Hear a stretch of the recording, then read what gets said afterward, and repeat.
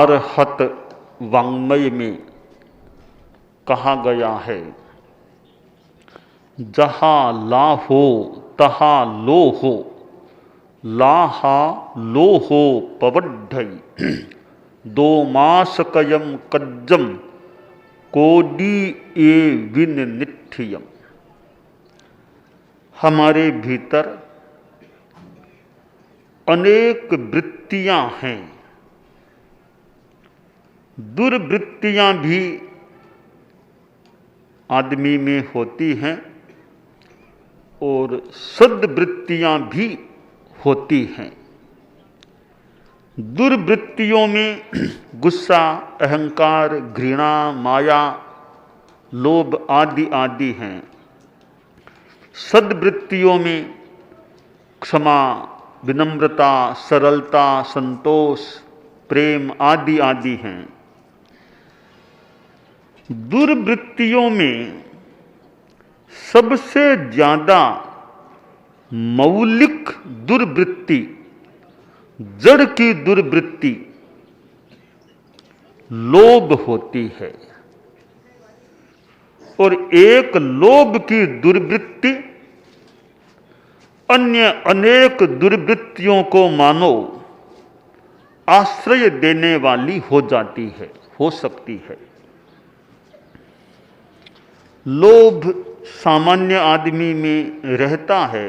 जो बीतराग बन जाए उनमें तो फिर लोभ न भी रहे, नहीं भी रहता है आगे की साधना की भूमिकाओं में।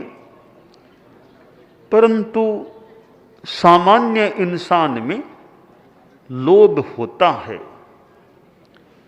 किसी में लोभ प्रबल होता है तो किसी में निर्बल, कमजोर लोभ होता है। सामान्य इंसान को भी प्रयास करना चाहिए कि ज्यादा लोभ न करे। थोड़ा तो मान लो जीवन है, चलता है, ज्यादा लोभ न करे। अति लोभ हो न कर्तव्य है। अति लोभ नहीं करना चाहिए।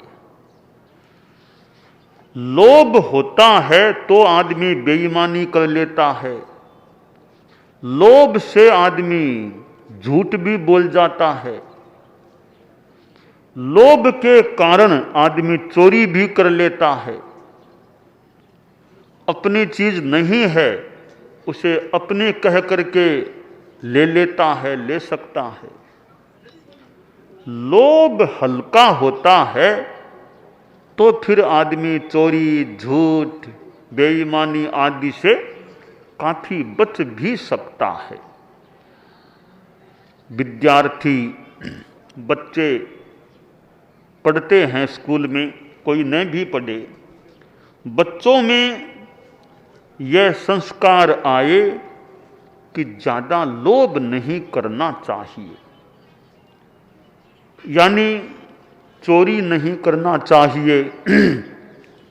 जो वस्तु अपनी नहीं है उसे अपनी बता करके नहीं लेना चाहिए। ये संकल्प है कि चोरी नहीं करना, झूठ नहीं बोलना। इसका मतलब लोभ प्रतनु है, लोभ हल्का है। एक लड़का था गांव में रहने वाला। वह लकड़ियां काटने के लिए बाहर जाता, लकड़ी लाता, अपने पिता को दे देता। पिता लकड़ियों को बेचता, कुछ पैसा मिल जाता। यूं परिवार का भरण पोषण का प्रयास होता था। बच्चे में ईमानदारी का संस्कार आ गया। भी अपनी चीज नहीं है जो उसको अपने कह करके नहीं लेना। एक दिन वो प्रायः रोज ही जंगल में जाता था। एक दिन वह कुल्हाड़ी लेकर के जंगल की ओर आगे बढ़ा। जंगल की एरिया आ भी गई। मार्ग में एक नदी बहती थी और वह किसी तरह नदी को पार करके उस ओर जाता, कुछ ऊपर रखा हुआ था चलने का, उसके ऊपर से निकल जाता, तो वह नदी को पार कर रहा था। इतने में कुल्हाड़ी उसके हाथ से छूट गई और नदी में गिर गई। नदी कुछ गहरी थी, अब कुल्हाड़ी को निकाल पाना उस बच्चे के लिए मुश्किल या असंभव जैसा था, या असंभव था। तो बच्चा नदी के एक तरफ बैठ गया, रोने लग गया।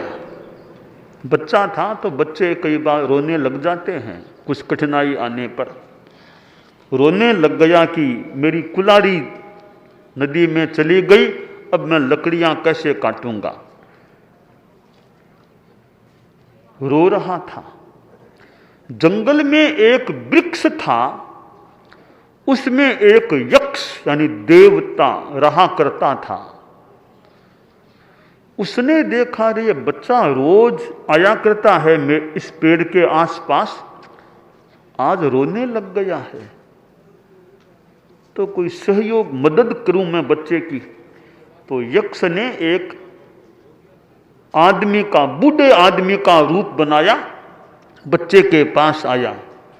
बोला बच्चे क्या हुआ, रोते क्यों हो, कोई तकलीफ है तो बताओ मैं मदद करूं तुम्हारी।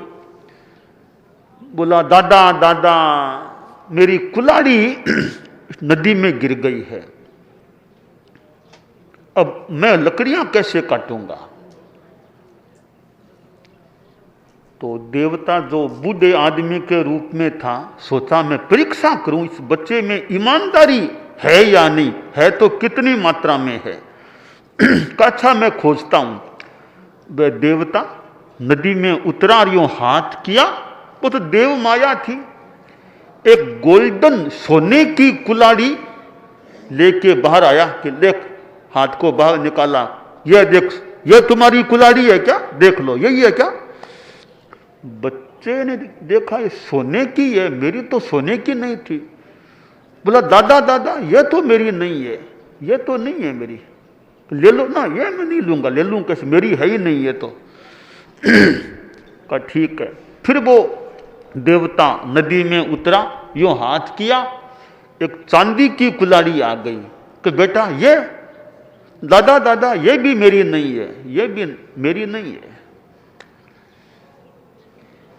तो फिर तिबारा देवता ने हाथ नदी में डाला, अब उसकी वो मूल की कुल्हाड़ी थी जो गिरी थी वो हाथ में आई।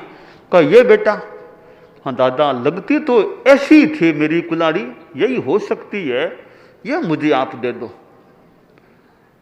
तो वो देवता बोला ये सोने की तुमको दिखाई थी वो नहीं ली, फिर चांदी की दिखाई वो नहीं ली, कि दादा वो मेरी थी नहीं तो मैं कैसे ले लूं, मेरी थी ही नहीं तो मैं, मेरी नहीं है जो चीज वो मैं कैसे ले लूं, वो तो पाप है अपनी कह करके ले लेना। तो कहा बेटा तुम्हारी तो नहीं है, मान लो तुम्हारी तो मैंने तुमको दे दी, अब वे दो कुल्हाड़ियां हैं, एक सोने की एक चांदी की, तुमको मैं भेंट में दे दूं तो। बच्चा बोला दादा भेंट में दो तो ले लूं, कोई वैसे दिक्कत तो नहीं है, पर दादा मैं भेंट भेंट में चीजें नहीं लेके परिश्रम करके अपनी कमाई करना चाहता हूं। मैं ये फ्री का तुम आप भेंट दे दो और मैं निकम्मा हो जाऊं, काम नहीं करूं, ऐसा नहीं, मैं तो श्रम करके ही कुछ कमाना चाहता हूं, इसलिए मैं ये भेंट भी नहीं लेना चाहता।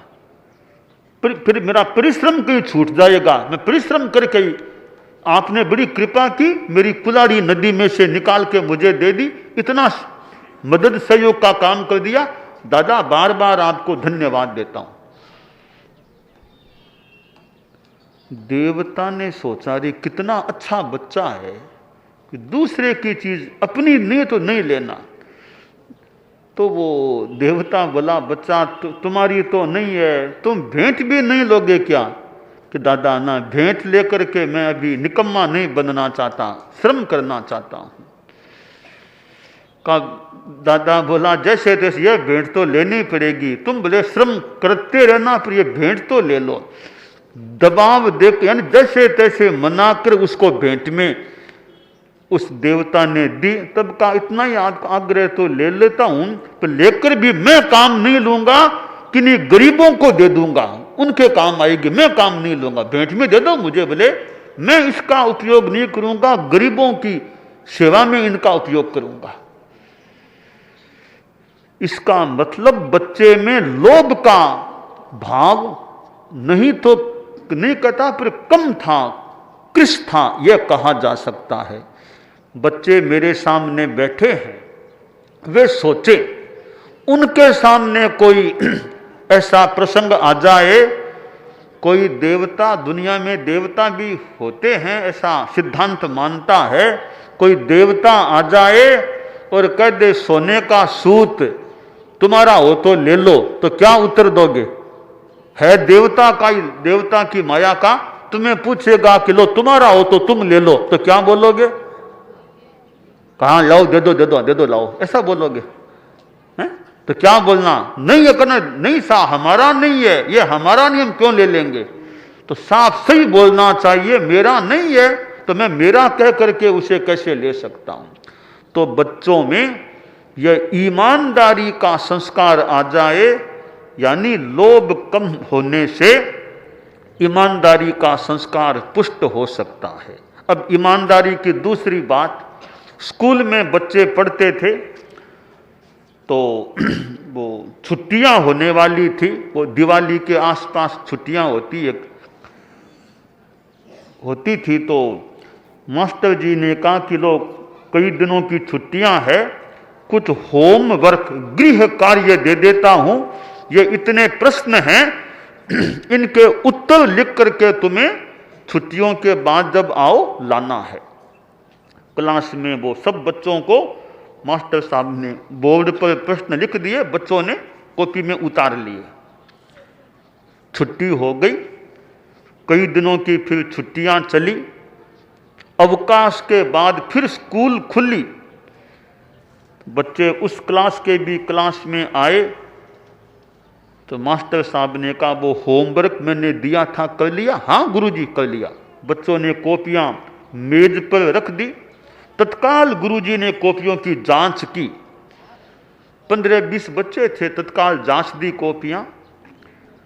तो मास्टर जी बोले एक बच्चा ऐसा है, एक कॉपी ऐसी है जिसमें सारे प्रश्नों के उत्तर सही लिखे हुए हैं, बाकी बच्चों में तो कईयों के प्राय कई 2 गलती, 4 गलती, 8 गलतियां हैं, इस एक कॉपी में एक भी गलती नहीं, सब सही उत्तर हैं। तो ये अमुक बच्चा है, लो इस बच्चा खड़े हो जाओ, बच्चा खड़ा हो गया कि तुमको मैं प्राइज पुरस्कार दूंगा, बहुत एकदम सही उत्तर लिखे हैं, तुमने अपने दिमाग से बहुत सही लिखे हैं, अनुमान है, तो तुमको प्राइज दूंगा, पुरस्कार दूंगा। बच्चा खड़ा हुआ, जोर जोर से रोने लग गया।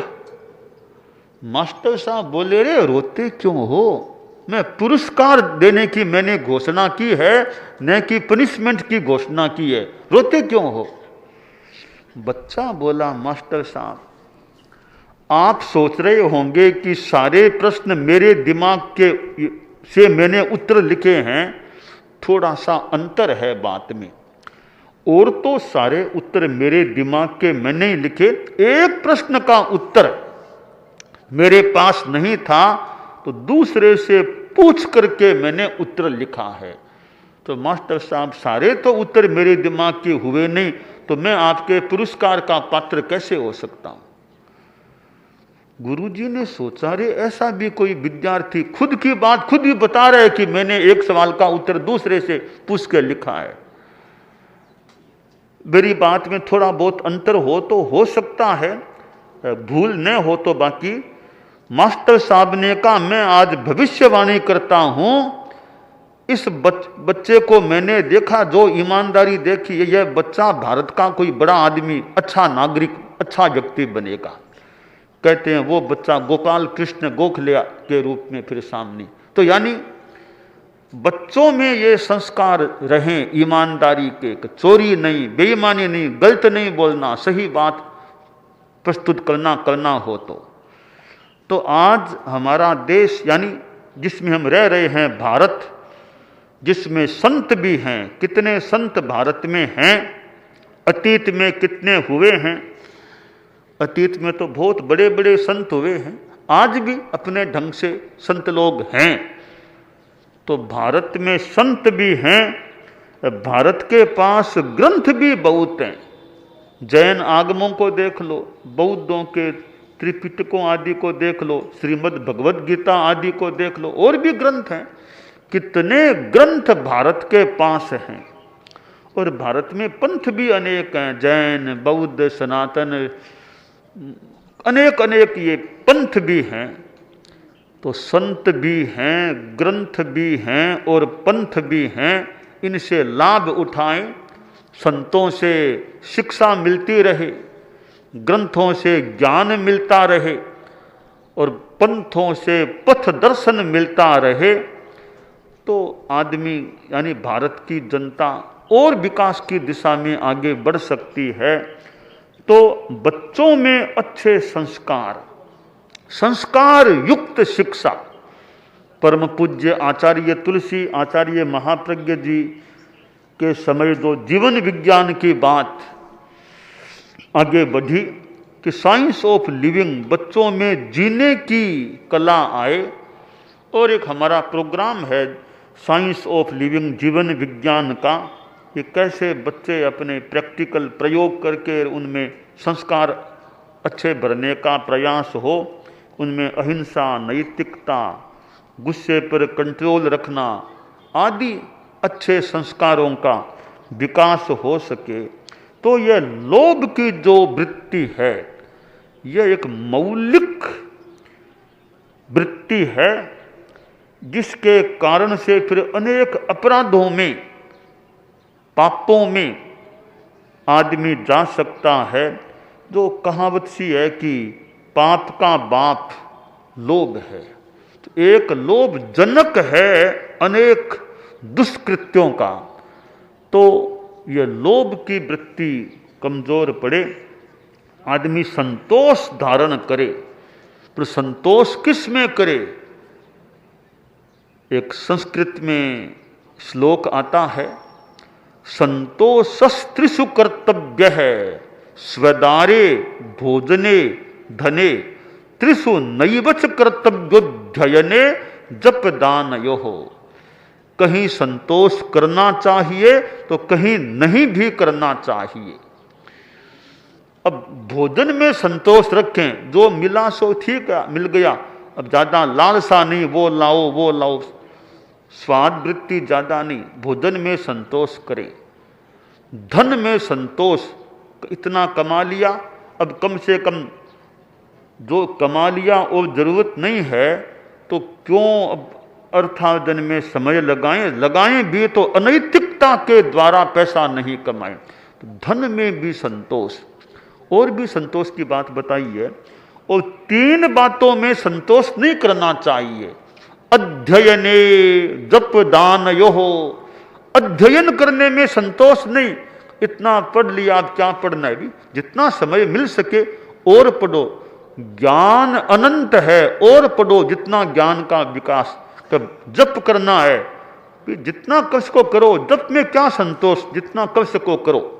है दान, शुद्ध साधु को जैसे दान देना है, दान जितना शुद्ध रूप में दे सकें दें, दान की भावना कम क्यों करें। तो दान में संतोष नहीं, जप में संतोष नहीं, ज्ञान में संतोष नहीं। संतोष करें धन में, संतोष करें खाने में, ऐसी चीजों में संतोष करें, पदार्थों में, भोगों में संतोष करें। तो संतोष जहाँ करना वहाँ संतोष करें, जहाँ संतोष नहीं करना चाहिए वहाँ संतोष न भी करें। संस्कृत में कहा गया है, असंतुष्टो द्विजो नष्ट है, संतुष्टश्चापि पार्थिव है। कि द्विज है, ब्राह्मण है, वो असंतोष में रहता है तो उसके लिए अच्छी बात नहीं। राजा संतोष कर ले तो राजा के लिए अच्छी बात नहीं। राजा को पूरा संतोष नहीं करना चाहिए, इतना विकास हो गया और विकास करें और विकास करें। तो विकास में संतोष नहीं, जितना किया उतना अच्छा, और कदम बढ़ाएं। आकाश अनंत है, जितनी उड़ान भर सके उड़ान भरें। तो विकास का आकाश भी मानो बहुत बड़ा है, उड़ान भरें, आगे बढ़ने का प्रयास करें। तो हम अपने जीवन में लोभ की दुर्वृत्ति को कंट्रोल्ड रखने का, नियंत्रित रखने का प्रयास करें, यह काम्य है। दानान शिठम अभयपयाणम संत या अनवज्जं वयन्ति तवेषु या उत्तम बम्भचेरम लोगुत्तमे समणेना।